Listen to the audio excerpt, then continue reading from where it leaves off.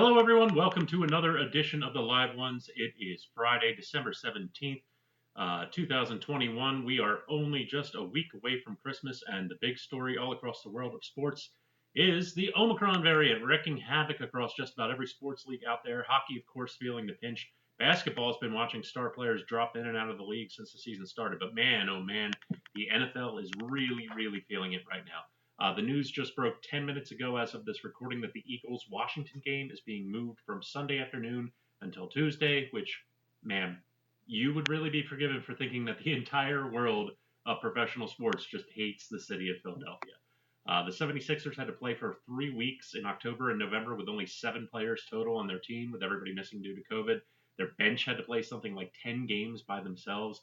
The Philadelphia Union had to play a playoff game with 11 people missing from their team due to COVID, which they, of course, ultimately lost. No talk of rescheduling there. The Eagles now have to play 3 games in 13 days in the middle of a wild card playoff chase. Guessing that whole "you'll forfeit your games if this exact thing happens" directive back in July was complete bunk.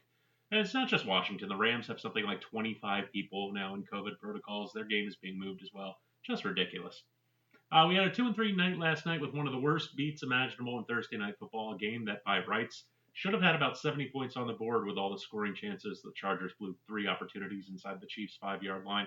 The under was looking great all game long. I went to bed and turned the game on my TV upstairs just to enjoy the fourth quarter, and all of a sudden, oh man, the defenses just completely fell apart. 29 points in the fourth quarter to send the game into overtime at 28 all. Are you kidding me?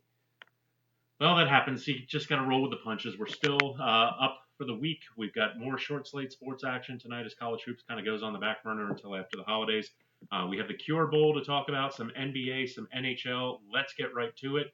And the bowl season kicks off today as two teams, especially hungry for a bowl victory, meet in the Cure Bowl in Orlando.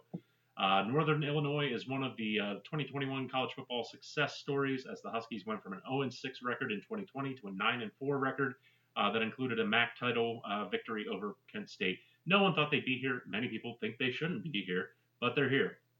The Huskies have spent all year running the ball all over their opponents in the MAC. Coastal Carolina is going to give them some problems in that regard. The Chants are 10-2. Frankly, they should have been undefeated and at least have been in the conversation for a playoff spot. They gave up a last-second field goal to a great App State team before injuries derailed them. And then they missed a critical two-point conversion to lose a gimme game to Georgia State, a game in which their quarterback, Grayson McCall, was out with an injury. Those are the breaks in college football, but it doesn't change the fact that the Chants are simply more talented than the Huskies on both ends of the ball. And they have a rock-solid front seven that only gave up 135 rushing yards a game en route to just giving up 20 points a game allowed on defense. Those are great numbers for college ball, puts them in the top 20 in the country. And they're not even a Power 5 team. Now let's talk Northern Illinois' defense. We grade on a curve with these guys since it is the MAC, but the Huskies may as well just put the blocking sleds out there on defense. This team gives up almost 450 yards and 33 points a game on defense, and they're not particularly better when it comes to pass or run that they're facing. And the Chants do both extremely well. Like we said, Grayson McCall has passed for 2,558 yards, completing 73% of his passes with 23 touchdowns versus 3 interceptions. Also has 4 rushing touchdowns on top of it. It's pretty good considering he missed 3 games due to injury. Shamari Jones is an absolute stud of a 220-pound tailback with just shy of 1,000 yards on the season and 15 touchdowns. He'd have more, but the Chants like to get Braden Bennett and Reese White involved in this action as well. The Chants are an absolute offensive machine, and they will have no trouble scoring at will on this weak, paper-thin Huskies offense. Their defense is custom-built to slow down and contain attacks like Northern Illinois. I expect Coastal Carolina to win by at least 2 touchdowns tonight, so give me them laying the 11.5 points. That's my first play for the night. Moving over to college basketball, and what the short slate of games that we have tonight, there actually are a couple of really good ones in store for tonight, and one of them is Villanova and Creighton. The Wildcats beginning their quest for another Big East title tonight on the road against Creighton, and I think it's safe to say this is the most advantageous matchup they've had against them in a while. The trio of Ryans on the Blue Jays, Nemhard, Hawkins, and Kalkbrenner, that are leading this team, they're all very young. We're talking 2 freshmen and a sophomore.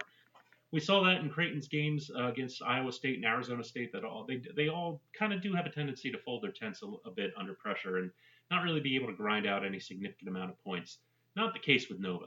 Jay Wright's doing his usual thing with his usual battle-hardened 3- and 4-year players. Hey, Villanova has not had a one-and-done come through the pavilion since 1997. That was the last time they had a one and done guy come through. These guys live for the high pressure spots. I don't think either team's going to run away with this game tonight, though. You got two programs who absolutely pride themselves on their half court play, their slow tempo, and their two really solid defenses that should be able to hold each other under 70 points. Combine that with Creighton's difficulty scoring against overwhelming defenses, and I think you got the recipe for an under tonight. Total's 133 and a half. Oh, yeah, give me that under. I'm thinking a 67-61 win for the Wildcats tonight.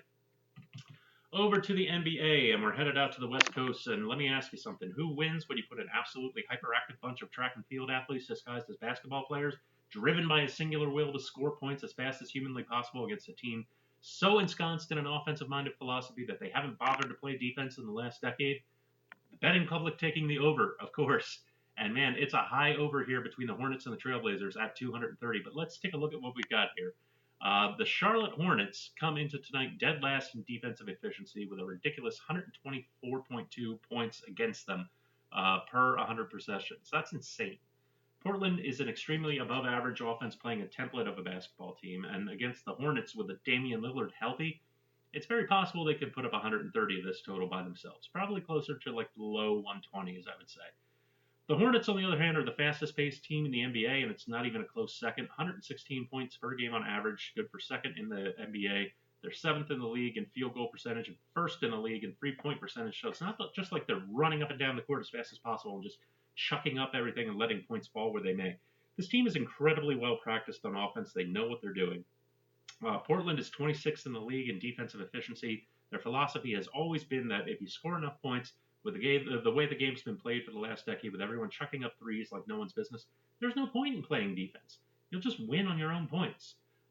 Like I said, I smell a track meet tonight. Finish with both teams hovering around the 120 mark. So yeah, give me the over 230 tonight. I know it's a high over, but I think these two teams can get it done. So over to the NHL and the Penguins and the Sabres, and come on, this one's easy. The Penguins are red hot the past couple of weeks. Not only are they winning, they're winning big. They've outscored their opponents 19-6 in the past 5 games. The recent hot streak aside, the Buffalo Sabres are the Buffalo Sabres, and they're ass on the road. Buffalo is 4-7-2 in 13 road games this season and has been outscored 49-35 in those games. You're giving me the Penguins puck line at even money tonight, with Buffalo also on a back-to-back on the road. I'm jumping all over this spot. Give me the Penguins at -1.5 tonight. That is my final play for the night. Everyone, bet safe, stay safe. Follow us on Twitter at Live One Sports. Check us out on Roku and Fire TV at the Live Ones. Have yourselves a great Friday night, and I will see you tomorrow.